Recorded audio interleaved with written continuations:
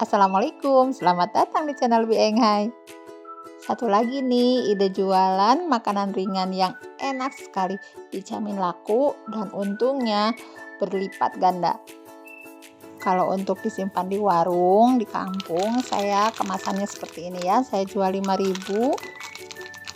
Teksturnya ini renyah sekali, rasanya manis pedas. Kalau mau jualan di online shop, bisa pakai kemasan seperti ini. Tonton terus videonya ya.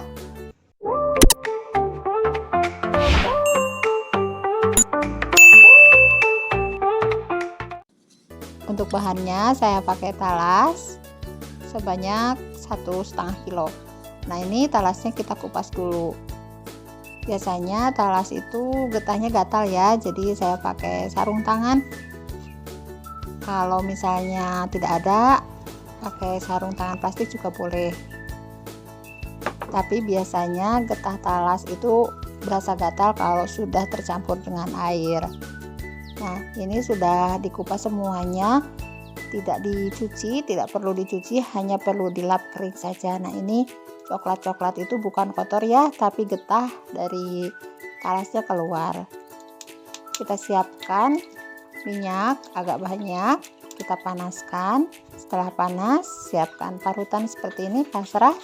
Lalu kita proses parut, talasnya itu langsung di atas minyak panas. Walaupun tanpa proses pencucian ataupun perendaman dengan air garam, ini tidak akan gatal getahnya.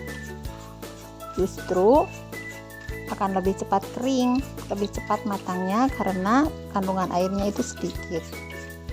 Kalaupun ada kotor selama proses pengupasan, itu cukup dilap basah lalu dilap kering.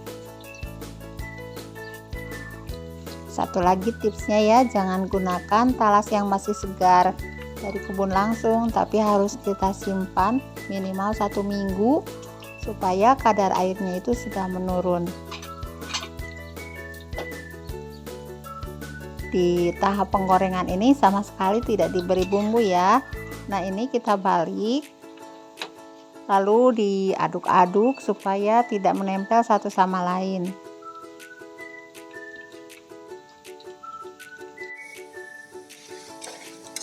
Ini sudah setengah matang, kita tunggu sampai minyaknya itu benar-benar tenang, tidak bergelembung lagi, baru kita angkat dan kita tiriskan. Kalau di tempat saya, talas itu per kilonya hanya Rp4.000, dan kalau dibuat produk seperti ini bisa dijual 2 kali lipatnya, sudah termasuk bumbu dan minyak ya. Jadi untungnya memang 2 kali lipat. Untuk bumbu halusnya saya pakai bawang putih, cabai merah besar dan garam. Bumbu lainnya ada gula pasir, MSG dan juga cuka. Takarannya saya tulis di deskripsi ya. Pelengkapnya ini ada daun salam dan juga serai. Kita haluskan dulu bumbunya, kalau mau di blender juga boleh. Untuk mendapatkan warna yang lebih cerah merahnya, gunakan cabai yang Tanjung ya, yang besar, bukan cabai yang keriting. Kalau mau tambah pedas boleh ditambah cabai rawit merah. Nah, ini sudah halus. Selanjutnya kita panaskan minyak, gunakan wajan yang besar ya, supaya kita leluasa nanti mengaduk. Kita tumis bumbu halus sampai harum. Jangan lupa masukkan juga salam dan serainya.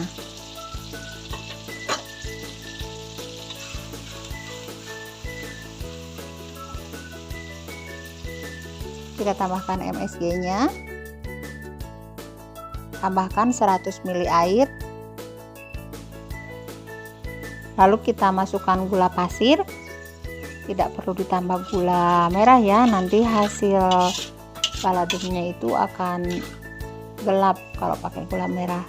Lalu cuka. Nah, untuk cuka ini karena ada perbedaan kadar keasaman, jadi hati-hati, kita tambahkan sedikit demi sedikit saja terlebih dahulu.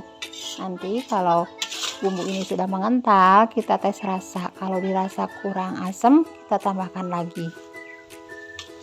Setelah airnya menyusut, apinya kita kecilkan. Nah, sampai seperti ini ya, sudah berbusa. Ini saya tambahkan lagi cuka karena memang hasil tes rasanya kurang asam. Lanjut masak lagi. Dan setelah dirasa bumbunya itu sudah cukup mengering ya, kita masukkan talas yang sudah digoreng. Selanjutnya ini apinya boleh dimatikan ataupun api lilin yang kecil sekali. Kita aduk rata, hati-hati ya karena ini mengandung gula banyak, pasti bumbunya itu cepat mengeras dan juga menggumpal, jadi aduknya itu harus benar-benar telaten. Stik balado ini renyahnya akan tahan lama asalkan gulanya itu benar-benar matang sempurna. Kalau misalnya masih ada kandungan air, nanti stik baladonya ini cepat melempem. Ini bisa dipakai untuk ide jualan ya di kantin-kantin sekolah, ataupun sasarannya anak kos, anak pesantren. Nah, ini dia hasilnya, kita tunggu dingin sebelum dikemas. Selamat mencoba ya, semoga sukses. Jangan lupa dukung terus dengan cara subscribe, tinggalkan komen dan juga kasih like-nya. Sampai jumpa di video berikutnya. Wassalamualaikum warahmatullahi wabarakatuh.